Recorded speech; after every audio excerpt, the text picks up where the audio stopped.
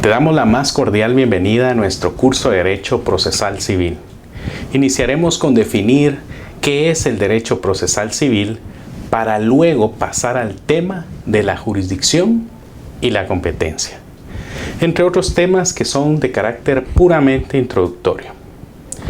El derecho procesal civil, según el tratadista Eduardo Couture, consiste en la rama de la ciencia jurídica que estudia la naturaleza, desenvolvimiento y eficacia del conjunto de relaciones jurídicas denominado proceso civil. Debemos tener presente que proceso y procedimiento son términos distintos.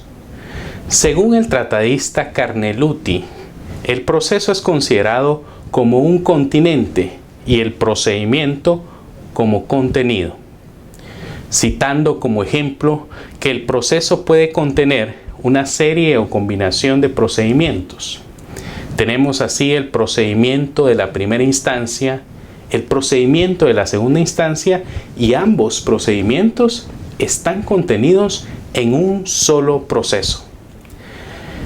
El procedimiento es un conjunto de formalidades a que deben someterse las partes procesales según la vía procesal correspondiente. Existen varias denominaciones del derecho procesal civil.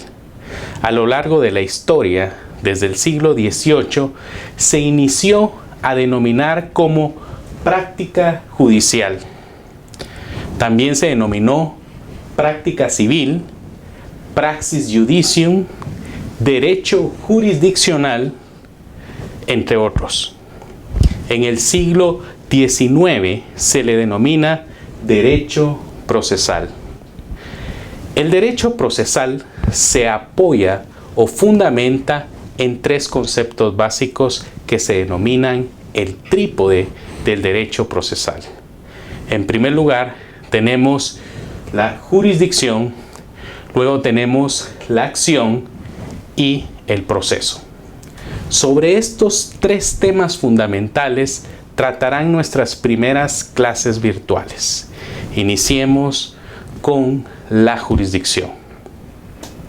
Jurisdicción se origina del latín jus, que significa derecho, y dicere, que significa declarar, es decir, declarar el derecho o realizar el derecho en el caso concreto.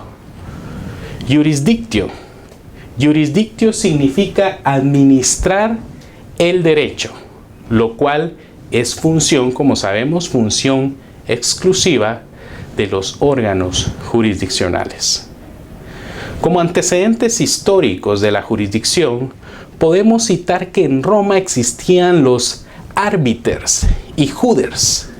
Los arbiters eran personas particulares que eran nombradas por las partes para solucionar determinado conflicto.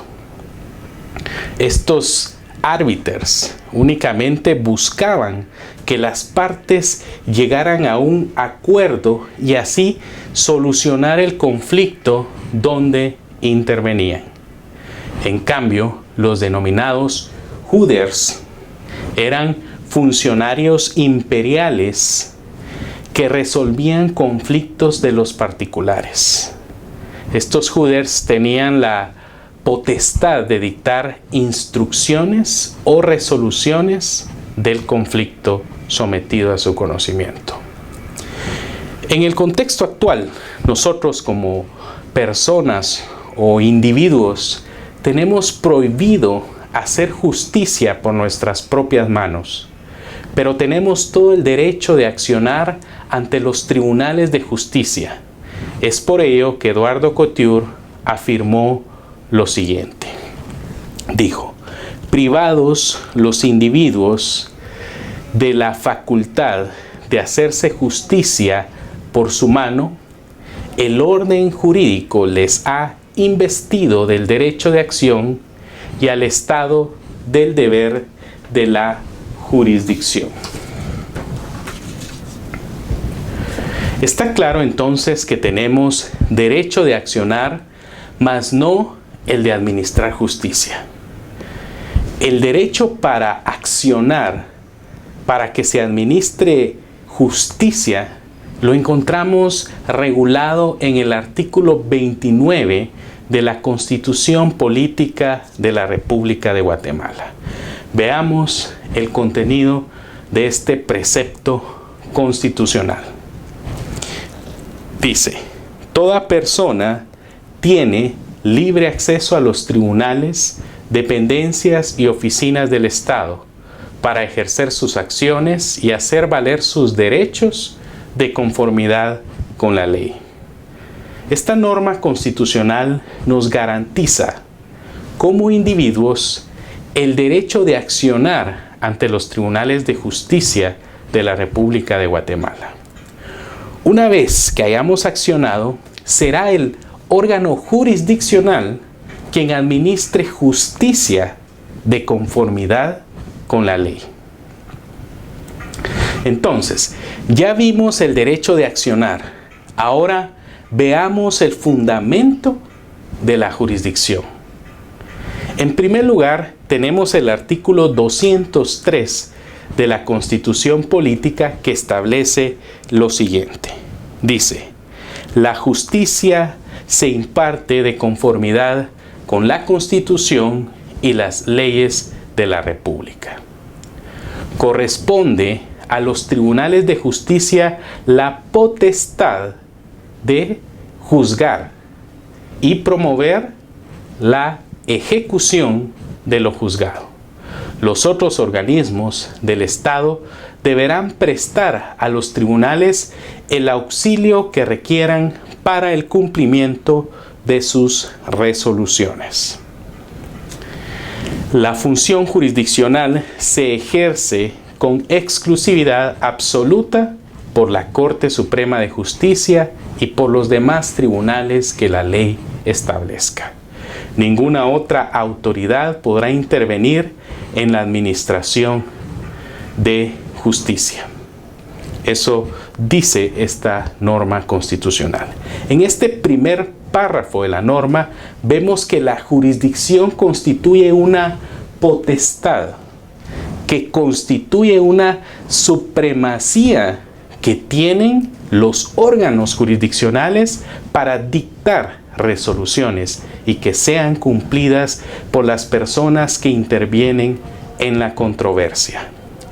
El Estado de Guatemala, a través de los órganos jurisdiccionales, tiene el monopolio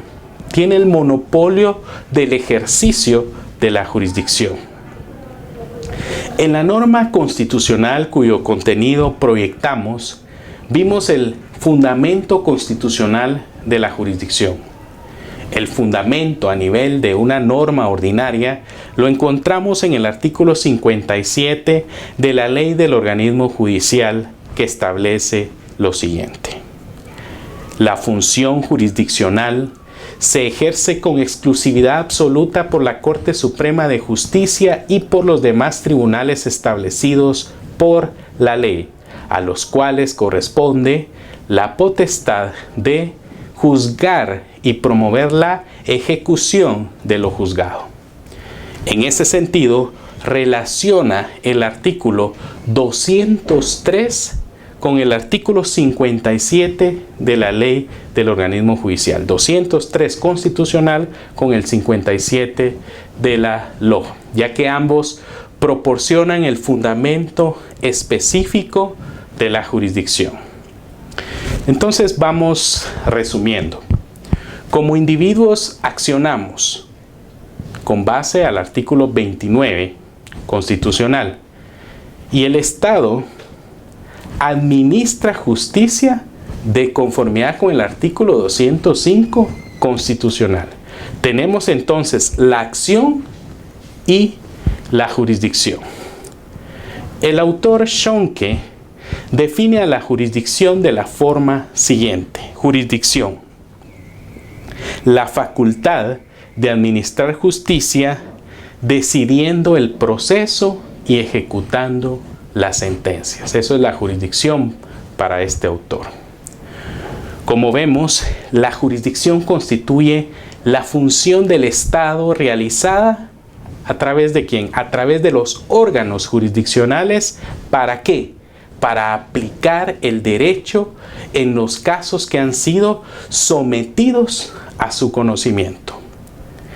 Teniendo como fundamento los artículos 29 y 203 de la Constitución Política de la República de Guatemala, podemos definir a la jurisdicción como la potestad del Estado ejercida exclusivamente por los tribunales de justicia de juzgar y promover la ejecución de lo juzgado. En Guatemala, la función jurisdiccional corresponde al organismo judicial. Ahora veamos en qué consisten los poderes de la jurisdicción. A los poderes también se les llama elementos de la jurisdicción. Así lo vamos a encontrar en algunos textos o en la doctrina en general. En los poderes de la jurisdicción se analizan las facultades que tienen los órganos jurisdiccionales para el cumplimiento de sus fines. Son facultades. Estos poderes son los que vamos a describir a continuación. En primer lugar, tenemos el poder denominado notio. Notio es la facultad del juez de conocer la controversia, de conocer la cuestión litigiosa. Una cuestión litigiosa determinada. Las partes someten el asunto al conocimiento de un juez determinado y cuando ese juez es competente, tiene toda la facultad de conocer el asunto.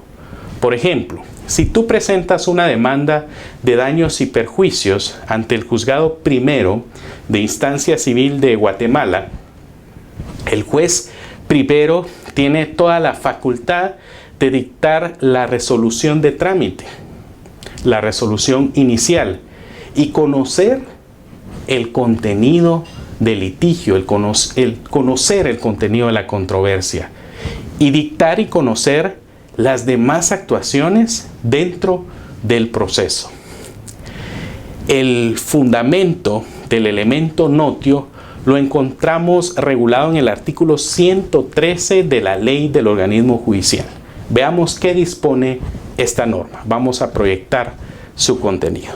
Dice, los jueces deben conocer y decidir por sí los asuntos de su potestad. Como vemos, no solo es una facultad o derecho de los órganos jurisdiccionales el conocer el asunto, sino que también tienen la obligación legal de conocerlo cuando ha sido sometido a su jurisdicción. Ahora veamos el segundo elemento de la jurisdicción que se denomina vocatio. Vocatio, este poder consiste en la facultad, recordemos que todos son facultades, facultad que tiene el juez, ¿para qué? Para obligar a las partes a comparecer a juicio. En el proceso civil, el juez tiene la facultad de emplazar a las partes con la consiguiente sanción de rebeldía. El artículo 113 del Código Procesal Civil y Mercantil dispone lo siguiente. Si transcurrido el término del emplazamiento, el demandado no comparece, se tendrá por contestada la demanda en sentido negativo y se le seguirá el juicio en rebeldía a solicitud de parte. El tercer poder de la jurisdicción es el denominado coertio. Coertio consiste en la facultad del juez de emplear las medidas de fuerza para el cumplimiento de las resoluciones dictadas en el proceso, sobre las personas, por ejemplo, los apremios, o sobre las cosas, por ejemplo, cuando decreta embargos preventivos, anotaciones, providencias de urgencia, intervenciones, entre otras medidas de carácter asegurativo o cautelar. De conformidad con lo que dispone el artículo 178 de la Ley del Organismo Judicial, existen tres tipos de apremios. Tenemos el apercibimiento, multa o conducción personal, que se aplicarán según la gravedad de la infracción, salvo cuando la ley disponga otra cosa. En eso consiste el elemento coertio, el poder coertio, en emplear medidas coercitivas, en emplear medidas de fuerza para el cumplimiento de las resoluciones del órgano jurisdiccional. Por ejemplo, el artículo 184 de la Ley del Organismo Judicial establece lo siguiente. Vamos a proyectar su contenido. Dice: salvo disposiciones especiales de la ley, la persona que estando en el lugar se resista a comparecer ante el juez para alguna diligencia judicial, podrá ser conducida por la Policía Nacional. Este apremio no se aplicará para las diligencias de las notificaciones. Como vemos, el juez tiene ese poder de fuerza, poder coercitivo, para obligar a las partes a cumplir sus resoluciones. Ahora veamos el cuarto elemento de la jurisdicción, que es el denominado judicium. Judicium, este poder constituye la facultad que tiene el juez de dictar sentencia con relación a las reclamaciones o asuntos sometidos bajo su conocimiento. La sentencia pone fin a la controversia, pone fin a la litis, produciendo efectos de cosa juzgada. La sentencia es el fallo final, es el fallo que resume el proceso, de conformidad con lo que dispone el artículo 141 de la Ley del Organismo Judicial. Las sentencias deciden el asunto principal después de agotados los trámites del proceso. El quinto y último poder de la jurisdicción es el denominado executio. Executio consiste en la facultad del juez para ejecutar las resoluciones judiciales, pudiendo utilizar el auxilio de la fuerza pública. El segundo párrafo del artículo 203 de la Constitución Política establece lo siguiente.